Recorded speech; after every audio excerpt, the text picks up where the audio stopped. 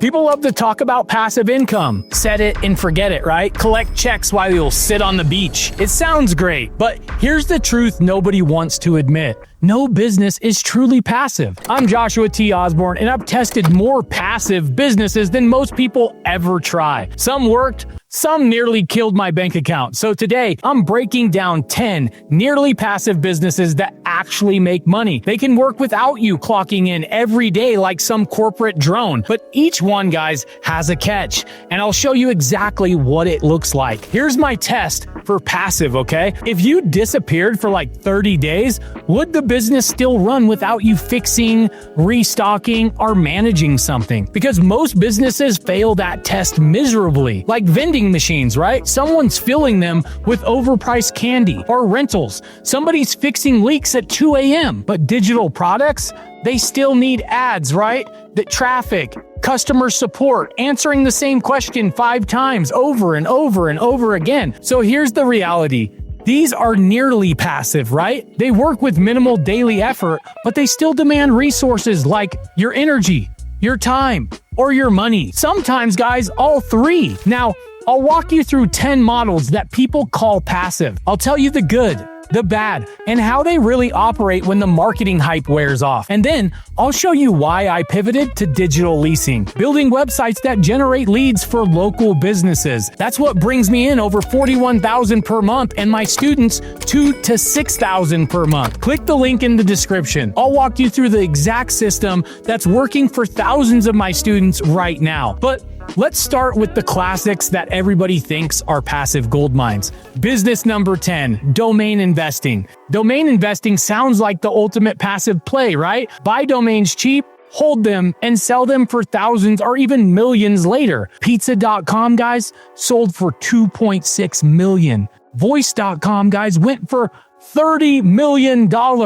Those are the stories that get people excited. Here's the reality though. For every $1 million domain sale, there are thousands of domains sitting worthless in portfolios, costing $10 to $15 per year just to maintain. You're not just buying and waiting, right? You're researching trends, you're predicting future businesses, and you're competing with an investor who's been doing this for decades now. Most domains expire worthless. The ones that hit big, require incredible timing, are just pure luck. Plus, you're paying renewal fees year after year after year with no guarantee of return. It can work, but it's more like buying lottery tickets than building a business.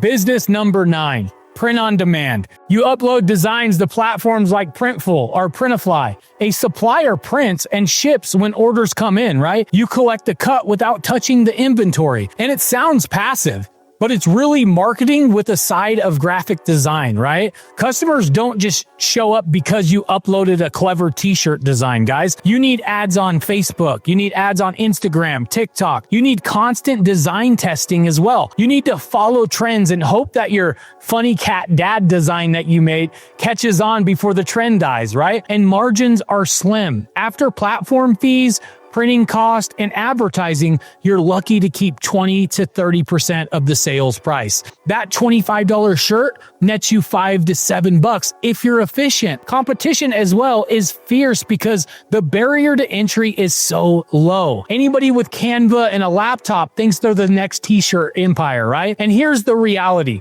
Successful print-on-demand sellers are running marketing agencies that happen to sell t-shirts. Business number 8, digital products. PDFs, templates, courses, ebooks. People love to call this passive income. Create it once, sell it forever. No shipping, no warehouses, no physical inventory. The margins are incredible. A $97 course costs you nothing to deliver after it's created, right? Scale looks unlimited because digital copies are free. But here's the truth that course creators don't want to admit. You need traffic. Constant traffic. You need ads. You need fresh content. You need to stay relevant in a crowded market. Stop marketing for 30 days and so do your sales stop. Your passive course then becomes a digital paperweight without promotion. Compare that to what I do with digital leasing. Once my lead generation site ranks for like plumber near me, it keeps producing leads without me creating new content every week. Digital products work but it's a treadmill disguised as a hammock, right? Business number 7, rental properties. Rental income is one of the oldest wealth builders in America. The model is proven, right? You buy property, tenants pay monthly, and appreciation adds long-term value, right? Good cash flow property brings $200 to $500 monthly after expenses. Multiply that by 10 properties and you're looking at real money. But let's be real about what passive looks like, right? Clogged toilets. Guess what? They don't fix themselves. Tenants miss payments and then you're paying the debt collector, right? Roofs go leak, right? Furnaces die out and appliances break at the worst possible times. Even with property managers taking 8 to 12% of your rent, you're still cutting checks for repairs, handling major decisions, and solving problems. Here's what nobody talks about. Bad tenants can destroy your cash flow for months. Evictions cost $3,000 to $5,000 and take 2 to 6 months depending on your state. The word passive disappears the first time your tenant floods the basement at 2 a.m. Business number 6, laundromats. This is one of the closest things to passive in the traditional business world. Success rate, over 90% survive their first 10 years. The return, guys, 20 to 35% annually when done right. The model is also simple. You own the machines. Customers run them, right? And you collect the quarters. People always need to clean clothes, so your demand is steady. But here's what they don't tell you in those buy a laundromat courses. Startup costs are brutal. $100,000 to $300,000 just to get started. Machines will break on you constantly. Water bills spike without warning, right? Plus, you're dealing with people. Some treat your machines like they're indestructible. Others, guys, leave mysterious stains that make you even question humanity, right? You're also maintaining security systems. You're handling cash collection, and you're dealing with vandalism. It's profitable, sure, but it's not do-nothing profitable, right? Business number 5, vending machines. On paper, vending machines are the definition of passive income. Buy a machine, stock it with snacks, and collect quarters like you're running a mini casino. But there's a reality check here. You're restocking the chips, right? You're fixing card readers that randomly decide to stop working and dealing with people shaking your machines when it eats up their dollar, right? I don't know about you guys, but I've shooken a few machines in my days. Here's what the numbers look like though. Average machine will bring in $300 to $400 per month if it's in a good spot. But the catch here is, guys, location is everything. Without foot traffic, you've just got a very expensive snack closet. You're also competing with 15 other vending machine operators for that same prime spot. So hospital lobbies, office buildings, schools, everybody wants them, right? You're dealing with inventory management, product rotation, and cash collection. Plus, theft, vandalism, and machines that mysteriously just stop working. It works, but passive? Only if you enjoy midnight service calls. Business number 4, ATMs. ATMs are basically vending machines for cash. Place one in a bar, a club, or a gas station, and you'll pull in $3 to $10 per transaction. The beauty here is repeat customers, right? People need cash, especially in cash-heavy businesses. Bars, strip clubs for sure, farmers markets, right? Your ATM then becomes a part of their routine. But think about the logistics for a second, will you? You're responsible for keeping it loaded with cash. So that's $2,000 to $5,000 sitting in a machine. You're monitoring security,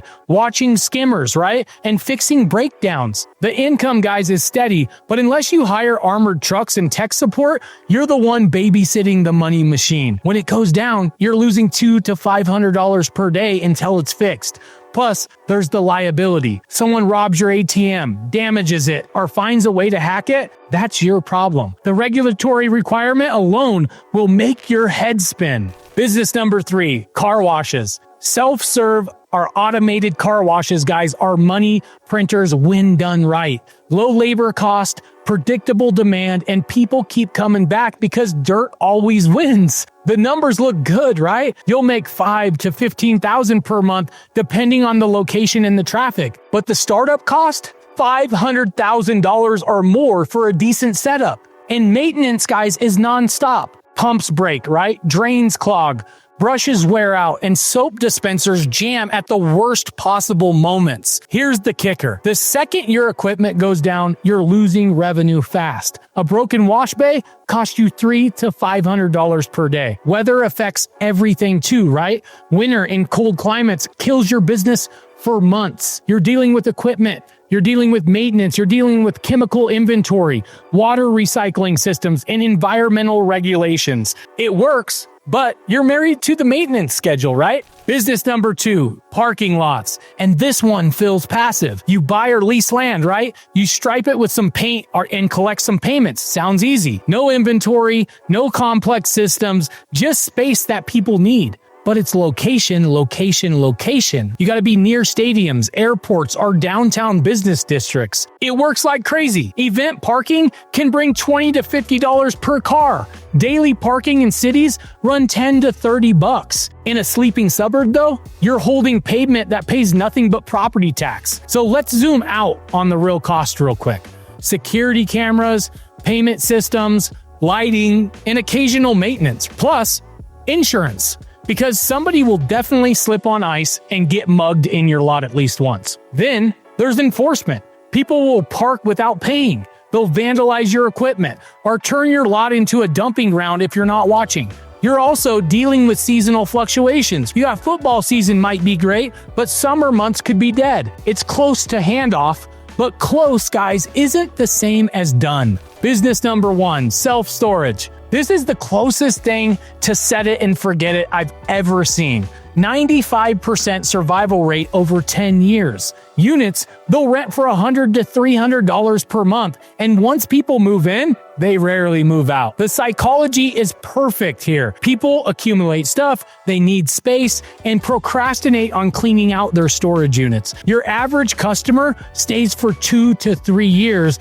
and pays on autopilot. There's low maintenance compared to other real estate. No plumbing here, no kitchens, no tenant complaints about the noise, just metal boxes that hold people's junk. The numbers work. A 200-unit facility can generate $20,000 to $60,000 per month in revenue, but it's still not hands-free. You're managing leases, maintaining the property, handling security, and dealing with all those late payments. When people stop paying, you're running auctions to clear out the units. Plus, the startup costs are massive, $1 million to $3 million for a decent facility. It's predictable and profitable, sure, but even here, you're not completely out of the game, right? So what's actually passive? Let's be honest. Every single one of these businesses is nearly passive, not fully passive. They all require time, money, and attention at some level. The vending machines need restocking. Rentals need repairs. Digital products need traffic. Even domain investing requires research and renewal fees. But true passive income? It's a myth sold by people trying to sell you courses on passive income.